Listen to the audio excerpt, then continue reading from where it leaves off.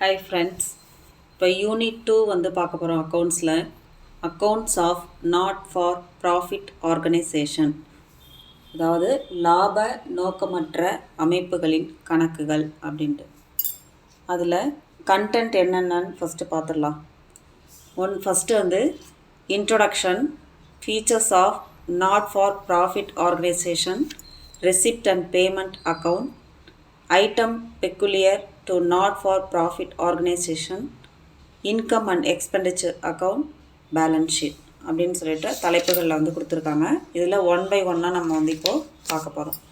First வந்து introduction. Some organizations are established for the purpose of rendering service to the public without any profit motive.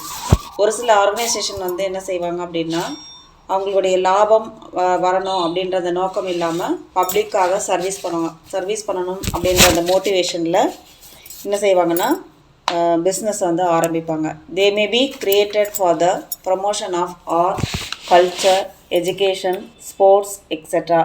அது என்னென்ன அப்படின்னா கலை, அறிவியல், education, sports, அதுக்கப்புறமா வந்து இந்த மாதிரி இதிலெல்லாம் வந்து ஆர்ட்டு, இது மாதிரி இதிலெல்லாம் என்ன செய்வாங்கன்னா அவங்க வந்து அதை வந்து டெவலப் பண்ணணுன்றதுக்காக இந்த மாதிரி ஆர்கனைசேஷன்ஸ்லாம் ஆரம்பிப்பாங்க. Charitable institution, educational institutions, cultural societies, sports and recreation club, hospital, libraries and literacy associations are some of the example of not for profit organisation. இந்த மாதிரி ஆர்கனைசேஷன்ஸ்லாம் என்ன செய்ய மாட்டாங்கன்னா லாபம் அப்படின்ற ஒரு இதை வந்து இலக்கை நோக்கி அவங்க செல்ல மாட்டாங்க.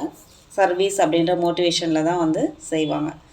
They are also called as நான் ப்ராஃபிட் ஆர்கனைசேஷன் ஆர் நான் ட்ரேடிங் கன்சர்ன். அதுக்கு தான் நம்ம என்னன்னு சொல்லுவோம்னா நான் ப்ராஃபிட் ஆர்கனைசேஷன் இல்லைனா நான் ட்ரேடிங் கன்சர்ன் அப்படின்னு சொல்லுவோம். நான் ப்ராஃபிட் ஆர்கனைசேஷன் அப்படின்னா என்ன அப்படின்னா லாப நோக்கம் இல்லாமல் இல்லைனா வியாபார நோக்கம் இல்லாமல்னு அர்த்தம். அதாவது நான் ட்ரேடிங் அப்படின்னா வியாபார நோக்கம் இல்லாதது, நான் ப்ராஃபிட் ஆர்கனைசேஷனாக லாபம் நோக்கம் இல்லாதது அப்படின்றது அர்த்தம்.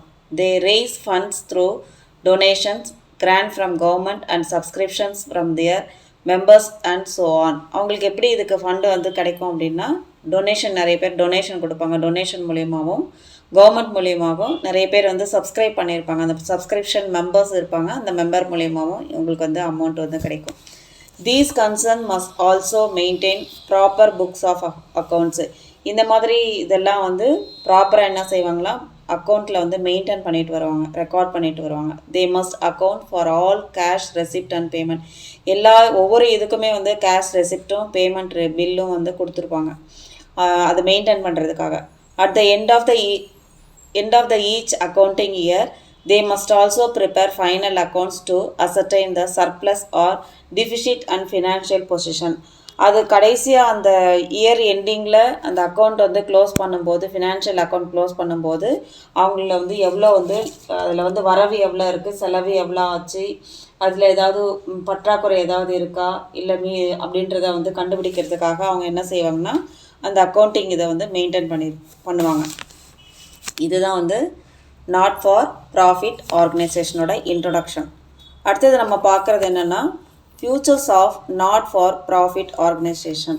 அப்படின்னா என்னென்னா லாப நோக்கமற்ற அமைப்புகளினுடைய இயல்புகள் என்ன, அதனுடைய பண்புகள் என்ன அப்படின்னு பார்த்தா following are the features of not for profit organisations. அதோட 4 இது கொடுத்துருக்காங்க. என்னென்னா not for profit organisation are the organisation which function without any profit motive. எந்த விதமான லாப நோக்கம் இல்லாமல் பண்ணக்கூடியது தான் என்னென்னா நாட் ஃபார் ப்ராஃபிட் ஆர்கனைசேஷன் அப்படின்றது. Their main aim is to provide service to the specific group and other public at large. அவங்களோட மெயின் எய்ம் என்ன அப்படின்னா பப்ளிக் வந்து சர்வீஸ் பண்ணுறது தான். அதுதான் அவங்களோட எவ்வளோ பெரிய குரூப்பாக இருந்தாலும் சரி அவங்களுக்கு வந்து சர்வீஸ் அப்படின்ற மோட்டிவேஷனில் தான் அவங்க வந்து இந்த இதுவே பண்ணுவாங்க. Generally they do not undertake business or trading activities. அதாவது அவங்க என்ன செய்ய மாட்டாங்க, இது ஒரு பிஸ்னஸாவோ இல்லை வந்து வியாபார நோக்கத்தோடையோ இதை செய்ய மாட்டாங்க, சர்வீஸ் மோட்டிவேஷனில் தான் செய்வாங்க. Their main sources of income include subscription from members, donations, grant in aid and legacies. இவங்களுக்கு மெயினாக வந்து எது மூலிமா இவங்களுக்கு வந்து இன்கம் வரும் அப்படின்னு பார்த்தாக்கா சப்ஸ்கிரைபர்ஸ் இருப்பாங்க இல்லையா, சப்ஸ்கிரைபர் மூலமாக கிடைக்கும். இன்னொன்று வந்து டொனேஷன் நன்கொடைகள் மூலமாக கிடைக்கும். இன்னொன்று வந்து கிராண்ட் எய்டுன்னு சொல்லுவாங்க, அப்படின்னா மானியம் சொல்லுவாங்க, அந்த மானியம் மூலயமா கிடைக்கும். இன்னொன்று லெகசிஸ்னால் உயிர் கொடை அப்படின்னு சொல்லுவாங்க, அது மூலிமா இவங்களுக்கு வந்து என்ன கிடைக்கும்னா இன்கம் வந்து கிடைக்கும். அதை பேஸ் பண்ணி தான் அவங்க வந்து அந்த பிஸ்னஸ் ஆரம்பித்து ஒரு சர்வீஸாக செய்வாங்க. At the end of the accounting period, the following final accounts are prepared by not-for-profit organization. அந்த இயர் அக்கௌண்டிங் பீரியட் வந்து முடியும் போது ஃபைனல் அக்கௌண்ட்டில் அவங்க வந்து நாட் ஃபார் ப்ராஃபிட் ஆர்கனைசேஷன் இதை வந்து ப்ரிப்பேர் பண்ணுவாங்க. அதில் வந்து ரெசிப்ட் அண்ட் பேமெண்ட் அக்கௌண்ட் இருக்கும், இன்கம் அண்ட் எக்ஸ்பெண்டிச்சர் அக்கௌண்ட் இருக்கும், அதுக்கப்புறம் பேலன்ஸ் ஷீட் இருக்கும். First receipt and payment account. இப்போ நம்ம ஏதாவது அமௌண்ட் கொடுக்குறாங்க அப்படின்னா அதுக்கு ரெசிப்டும் பேமெண்ட்டுக்கான இதுவும் கொடுத்துருப்பாங்க. இன்கம் வந்ததுனால அதுக்கு ஏதாவது எக்ஸ்பெண்டிச்சர் செலவு பண்ணியிருந்தாலும் அதுக்கான பில் இருக்கும். அதுக்கப்புறம் ரெண்டுத்தையும் டேலி பண்ணி பேலன்ஸ் ஷீட் வந்து போட்டிருப்பாங்க.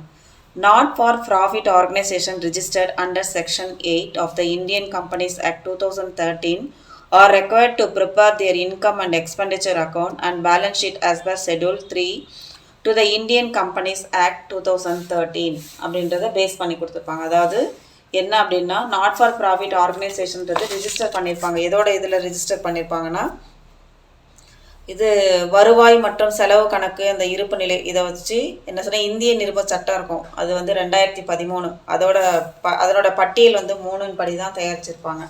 அதை பேஸ் பண்ணி தான் இந்த அக்கௌண்ட் வந்து ஃபாலோ பண்ணிகிட்ருப்பாங்க. In this unit only the not-for-profit organization not registered under the Indian Company Act 2013 or dealt with. ஆனால் அவங்க வந்து company act Indian company act 2013 வச்சு என்ன செய்ய மாட்டாங்க, ரிஜிஸ்டர் பண்ணியிருக்க மாட்டாங்க. India income and expenditure account and balance sheet are not prepared as per the schedule 3 of the Indian company act 2013. அதாவது இந்தியனுடைய கம்பெனி ஆக்ட் 2013 ஷெட்யூல் 3 படி என்ன செஞ்சுருக்க மாட்டாங்க அப்படின்னா, அக்கௌண்ட்டும் பேலன்ஸ் ஷீட்டும், அதாவது இன்கம் அண்ட் எக்ஸ்பெண்டிச்சர் அக்கௌண்ட்டையும் பேலன்ஸ் ஷீட்டையும் ப்ரிப்பேர் பண்ண மாட்டாங்க அப்படின்றது மட்டும் நமக்கு கிளியராக வந்து தெரியும். அதுக்கடுத்தது receipt and payment account. Receipt and payment account is a summary of cash and bank transaction of not-for-profit organization prepared at the end of the each financial year. Final financial இயரோட எண்டில் வந்து பார்த்தாக்கா என்ன செய்வாங்கன்னா, ஒவ்வொரு இதுக்கும் வந்து இதுக்கும் கேஷ் பேமெண்ட் எவ்வளோ இருக்குது, பேங்க் ட்ரான்சாக்ஷன் எவ்வளோ இருக்குது நாட் ஃபார் ப்ராஃபிட் ஆர்கனைசேஷனில் அப்படின்னு சொல்லிட்டு அதெல்லாம் அந்த அக்கௌண்ட் வந்து ப்ரிப்பேர் பண்ணுவாங்க. It is a real account in nature. அது நார்மலாக ரியல் அக்கௌண்ட்டாக தான் இருக்கும். The receipt and payment account begin with the opening balance of cash and bank and end with the closing balance of the cash and bank. அதாவது இந்த ரெசிப்டும் payment அக்கௌண்ட்டும் ஆரம்பத்தில் என்னது opening பேலன்ஸஸாக இருக்கும். அது எப்படின்னா கேஷு இல்லைனா பேங்க்கு இல்லைனா எண்ட் ஆஃப் த க்ளோசிங் பேலன்ஸாக இருக்கலாம். எண்ட் ஆஃப் த க்ளோசிங் பேலன்ஸ்னால் என்னென்னா, ஒன்று கேஷாக இருக்கலாம் இல்லைனா பேங்க்கில் வந்து அமௌண்ட்டாக இருக்கலாம்.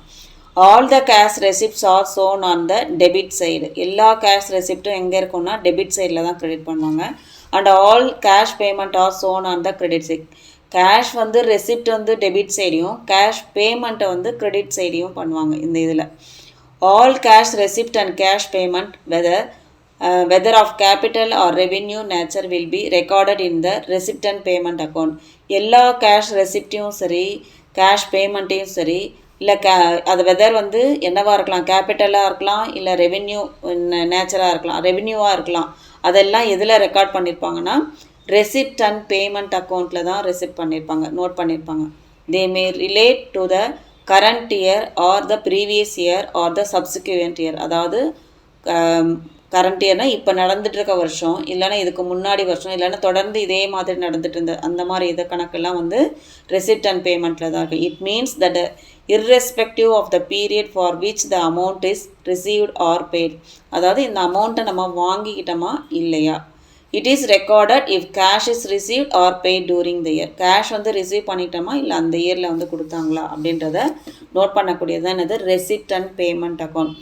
நான் cash item such as depreciation, outstanding expenses and acquired income are not shown in the receipt and payment account. இதில் ஒரு முக்கியமாக என்ன அப்படின்னா, நான் கேஷ் ஐட்டம்ஸில் வந்து டிப்ரிஷியேஷன் தேய்மானம் அந்த மாதிரி இருக்கிறதும், அவுட்ஸ்டாண்டிங் வர வேண்டிய இது இருக்கிறது, எக்ஸ்பென்ஸ் ஆனது, இப்படி அக்வர்டு இன்கம் இதெல்லாம் வந்து இந்த ரெசிப்ட் அண்ட் பேமெண்ட்டில் வந்து காட்ட மாட்டாங்க.